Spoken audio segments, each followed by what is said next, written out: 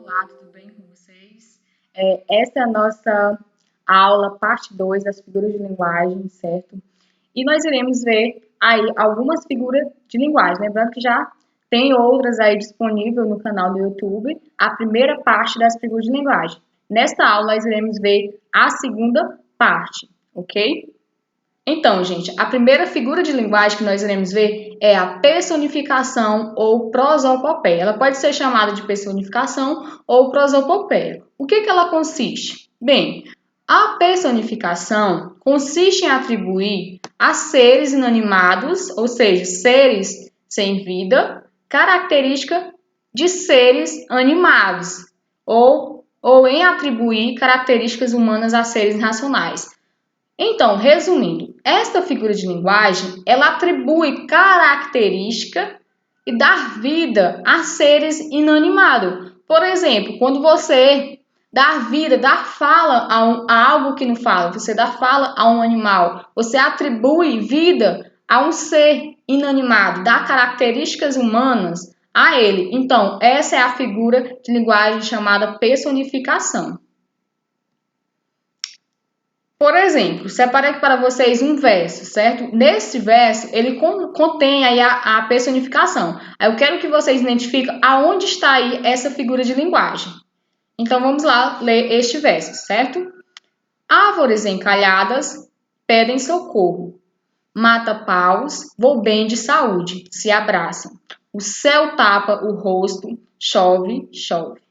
Então, como vocês podem ver, nesses versos aí, tem aí árvores encalhadas, certo?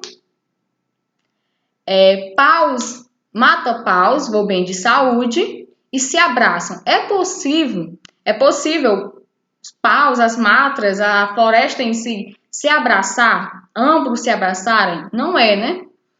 Tapa o rosto. É possível tapar o rosto? Não. Então, gente, a figura de linguagem, personificação é exatamente isso, atribui vida, certo? Dá características humanas a seres inanimados. Por exemplo, o céu está mostrando sua face mais bela. Onde consiste aí a personificação? O céu mostra sua face mais bela. O que seria face? Face. Seria o quê? O rosto, certo? O céu tem rosto? Tem não, ele tem a cor que vocês podem ver que é nítida, uma cor azul, né? Mas a face mesmo, que é o rosto, ele não tem, certo? Segundo exemplo, o jardim olhava as crianças sem dizer nada. Primeiro, que o jardim, ele não olha, né? Não é verdade? Sem dizer nada, e muito menos fala. Então, eu atribuí aí características humanas a um ser inanimado, certo? Quando eu digo assim, por exemplo, eu uso: o camelo me disse que o sol estava quente. O camelo me disse que o sol estava quente. O camelo fala? Não fala, certo? Então, aí é uma personificação. A cadeira reclamou por os alunos estarem riscando ela. Então, a cadeira fala? Não fala. Então, aí é exatamente essa figura de linguagem de personificação. Vamos lá para a próxima? Antítese. O que é antítese? Bem, a antítese ela consiste no uso de palavras ou expressões de sentidos contrários, certo? Com a intenção de realçar, forçar expressiva de cada um deles. Ou seja, elas são palavras contrárias que reforçam uma a outra. Por exemplo, dia e noite são palavras contrárias. Passado, futuro são palavras contrárias, certo? Então, antítese é exatamente isso. Então, vamos ver um exemplo aqui. Nada com Deus é tudo e tudo sem Deus é nada. O que quer dizer? Quando você não tem nada, mas tem Deus, é tudo, certo? Mas quando você tem tudo e não tem Deus, é como se fosse nada. Mas qual aqui, aonde consiste aqui a antítese? Tudo e nada. Como vocês podem ver, tudo é o contrário de nada, certo? Nada é o contrário de tudo, vice-versa. Certo, gente? Então, antítese é exatamente isso, é palavras contrárias, bem e mal. Barulho, silêncio, certo? Então, são exemplos aí de antíteses, que dá sentidos contrários. Por exemplo, aqui, Renato estava dormindo acordado na sala. Renato estava dormindo acordado na sala. Quando eu digo dormindo e acordado, consiste em uma antítese, pois dormindo é o contrário de acordado, não é verdade? Então, está aí a nossa figura de linguagem antítese. Agora nós iremos conhecer a hipérbole. O que é a hipérbole? Bem, resumindo para vocês, a hipérbole nada mais é do que algo que você exagera propositalmente, certo? Por exemplo, quando eu digo quase morri de rir, quase morri de rir. Exatamente aí está um exagero, ou seja, consiste uma hipérbole, porque não é possível você morrer de rir, por mais que você ri, mas você não vai morrer por conta de você estar rindo. Então consiste aí um exagero, ou seja, uma hipérbole. Então vamos lá para a definição. Exagero intencional, como eu já disse, com a finalidade de intensificar, ou seja, eu intensifico usando aí o exagero, certo?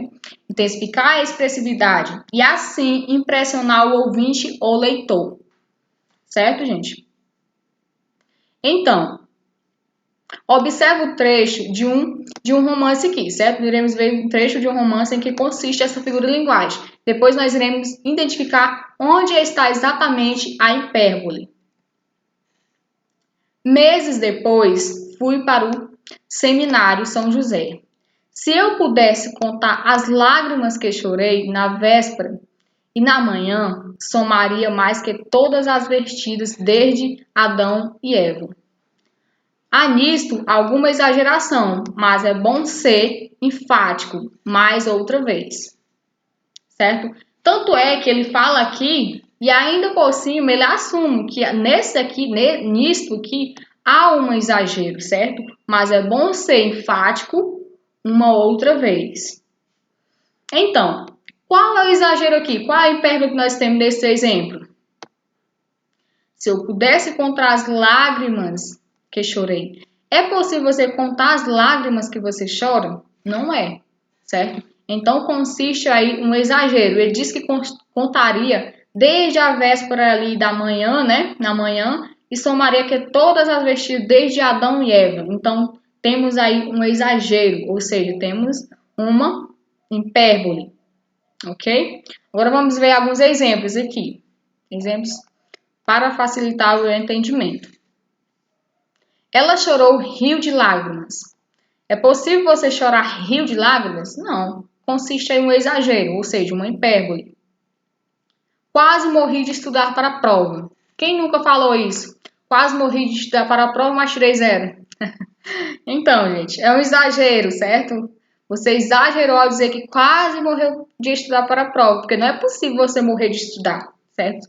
Pode morrer de alguma outra coisa, de um infarto, de alguma coisa do tipo, mas morrer de estudar mesmo você não morre não. Então, é uma figura de linguagem, aí uma hipérbole que é usada muito no dia a dia, certo? Usado muito também em textos literários, mas uma dessas aí é usada também no dia a dia, certo, gente? Então, agora nós iremos ver a figura de linguagem eufemismo. O que é o eufemismo? Bem, o eufemismo ele consiste aí por suavizar, certo? Ele suaviza ao dar uma notícia ruim, a falar algo ruim, de alguma forma ele usa expressões para suavizar. Então, a definição é figura por meio da qual se procura suavizar, tornar menos chocante palavras ou expressões que são normalmente desagradáveis, dolorosas ou constrangedoras. Por exemplo, quando você chega a alguém e não quer falar que fulano de tal perdeu sua vida, fulano de tal morreu. Aí você fala o quê? Ou seja, fulano de tal perdeu a vida, fulano de tal foi morar com os anjos. Então, gente, quando você fala isso, é exatamente aí um eufemismo, porque você usou uma expressão para suavizar, para algo que normalmente soa desagradável, doloroso, certo? Usa essas expressões. Por exemplo, vamos ler aqui um trecho de um poema. Levantamos-te cansado ao teu último endereço. Vi com prazer que um dia afinal seremos vizinhos. Conversaremos longamente, de sepultura a sepultura, no silêncio das madrugadas. Então, gente, como vocês podem ver no trecho desse poema, nos versos, nós temos aqui algo para dizer que alguém morreu e essa pessoa supostamente diz que quer encontrar ela em algum outro lugar, certo? E que lá nesse lugar eles irão conversar longamente, de sepultura a sepultura. Ou seja, ambas essas pessoas, o que deu a entender nesse poema é que elas faleceram, né? E querem entrar em contato, conversarem de sepultura a sepultura no silêncio das madrugadas. Então, essa é exatamente uma forma de suavizar, de contar algo, de falar algo, certo? De uma forma desagradável, tornando algo menos chocante, certo? Então, essa é a nossa figura de linguagem eufemismo. Então, vamos ver alguns exemplos aqui, para facilitar vocês o entendimento. Entregou a alma a Deus. Quando eu digo entregou a alma a Deus, quer dizer que a pessoa morreu, certo? E que você usou essa expressão para suavizar. Os homens públicos envergonham o povo. Os homens públicos envergonham o povo. Quando eu quero dizer, quem são os homens públicos que envergonham o povo? Os políticos envergonham o povo. Por quê? Porque usam de formas o quê? Formas ilícitas para se dar bem. Então, eu falo homens públicos para não ter que falar políticos, né? Porque políticos envolvem muitos. Então, por isso, eu usei essa forma, homens públicos que envergonham o povo, certo? E também é quando você quer falar assim, fulano de tal faltou com a verdade. Você usa dessa forma para não dizer que fulano de tal mentiu. Fulano de tal foi leviano. Leviano quer dizer que fulano de tal mentiu também, certo? Você pode dizer essas duas formas. Faltou com a verdade ou foi leviano, para dizer exatamente que uma pessoa está mentindo. Então, você usa essa forma, é aí de eufemismo, para suavizar, para não tornar menos chocante e soar mais que uma forma mais legal de se falar, ok? Então, agora vamos para a nossa outra figura de linguagem, que é a ironia. A ironia ela é muito usada no dia a dia, principalmente pelos jovens, né?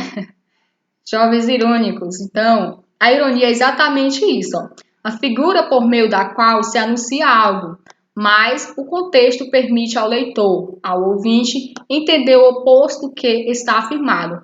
Ou seja, gente, a ironia é algo que você fala, mas ao mesmo tempo, no tom da sua voz, na sua entonação, ou até mesmo pelo contexto, dá para o ouvinte entender, o ouvinte ou o leitor entender que você está querendo falar o oposto, está sendo irônico, certo? Então vamos ver um exemplo aqui. Para isso nós iremos ver um trecho de um poema em que consiste aí a figura de linguagem ironia. Moça linda, bem tratada, 3 séculos de família, burra como uma porta, um amor. Então, gente, ao mesmo tempo que eu digo que a moça é linda, digo que ela é bem tratada, digo que ela é um amor, mas eu sou irônica ao dizer burra como uma porta.